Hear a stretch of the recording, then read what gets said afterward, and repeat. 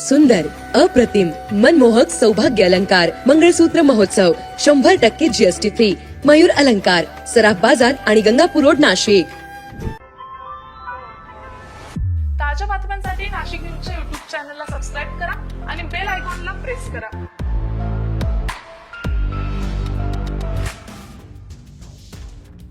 घोटी तालुक्यातील घोटी काळुसे मार्गावर शेनवड बंधाऱ्याच्या आउटलेट पाणीसाठा असलेल्या विहिरीत कांचनगाव शिवारातील ठाकूरवाडी येथील गेल्या 4 दिवसापासून बेपत्ता असलेल्या 2 मुलींचे मृतदेह काल आढळून आल्यानं परिसरात प्रचंड खळबळ उडाली आहे.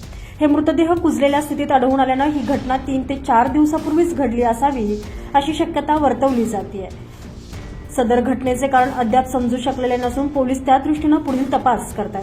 कांचनगाव शिवारातील ठाकूरवाडी येथील 19 वर्षीय मनीषा भाऊ पारदी आणि 18 वर्षीय सरिता काळू भगत या दोघीजणी 30 जानेवारी रोजी पहाटे 3 वाजेच्या सुमारास घरातून बाहेर पडल्याचं सांगितलं जातं.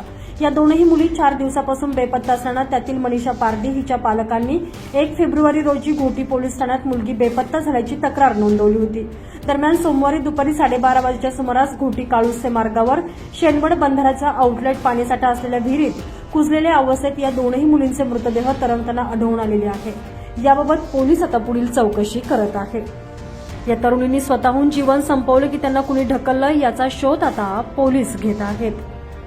दरम्यान शवविच्छेदनासाठी दोनही मृतदेह घोटी ग्रामीण रुग्णालयात पाठवण्यात आले आहे. घोटी पोलीस ठाण्यात या प्रकरणी अकस्मात मृत्यूची नोंद करण्यात आली आहे. या तरुणींनी आत्महत्या केली की त्यांच्याबाबत काही घातपात घडला याचा संशय कायम असून पोलिसांच्या तपासानंतर खरं चित्र स्पष्ट होईल अशी माहिती पोलिसांनी दिलेली आहे.